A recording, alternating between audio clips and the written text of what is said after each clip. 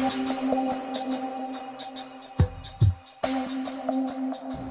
my name's Eoin Finn. You're messing around on Facebook, but you should be doing yoga. So thanks for watching our Blissology Yoga tips.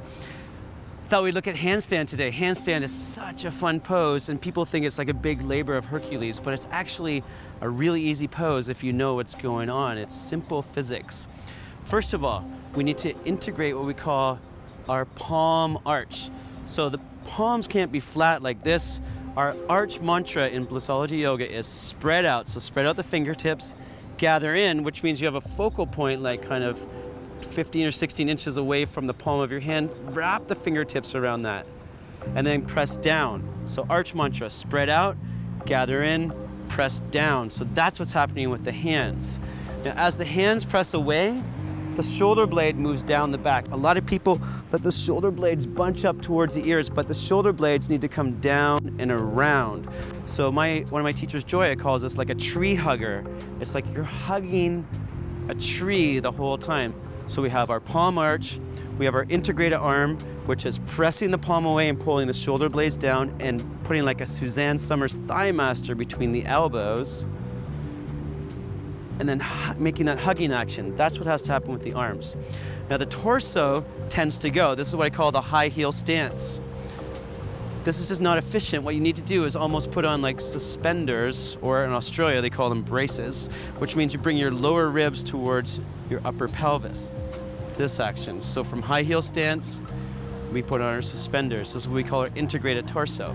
Now the legs tend to kind of flop open all the way, but we need to kind of gather the inner legs in. Again, a Suzanne Somers thigh master. Get it out of your garage and between your thighs. You have to squeeze that together. Okay, now there's going to be 3 steps to this process. One is the integration phase, and that is in downward dog, trying to integrate everything I just talked about. Hands to shoulders, shoulders to pelvis, so that's the torso, and then torso to legs, integrate it.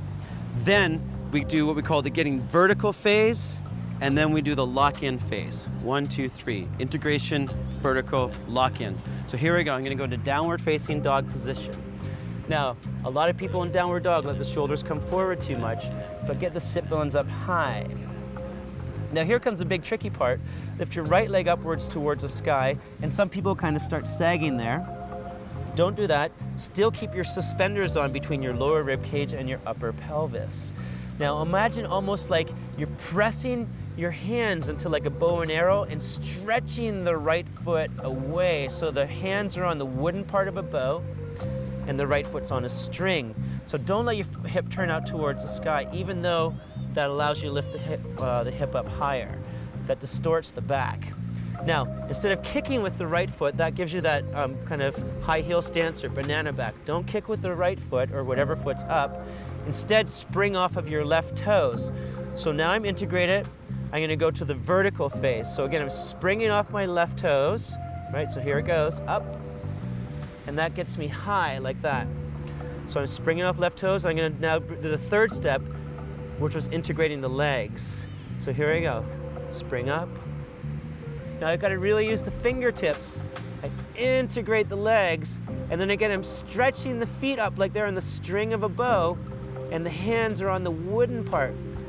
And you're breathing, the fingertips are so important. And then come down, slowly. But just quickly, again, what happens to most people is when they go upside down, they end up in this position. If you were carrying something really heavy, you would probably not arch your back like this, but somehow we do this upside down all the time. So when you're upside down, you almost have to do like a pike. A pike is like this. So instead of being here, you use your rectus abdominis muscle right here and your rectus femoris, which is right here, to bring the front body together. So from this stance to this one, it sounds easy, but when we go upside down, we lose it all. Secondly, my friend David Swinson taught me this a long time ago, is that the really important part for handstand is from the knuckles up. If you feel like you're going too far, it's like if you lean too far on your toes, your toes stop you from going over. So again, make sure this doesn't happen when you go up. No banana backs. That's just like not the way we roll. Try to even slightly round the upper back. Hug everything in. We'll do one more recap. Integration phase, getting vertical phase, locking in phase. I'm stretching the feet up away from the hands. Come down slowly. You can do this. It's simple physics. The last thing is, even if you're scared, have fun. Come on in here, Ananda. Come see Dada for a second. It's perfect timing. My son just walked into the shot. And what I gotta tell you is, be like a little kid and just let the joy body come out. Even though you're scared, let the wahoo overtake. Thanks for watching Blissology Yoga Tips. Do handstands often. They're so invigorating. Namaste, everyone. Keep the joy body open. Hey, you.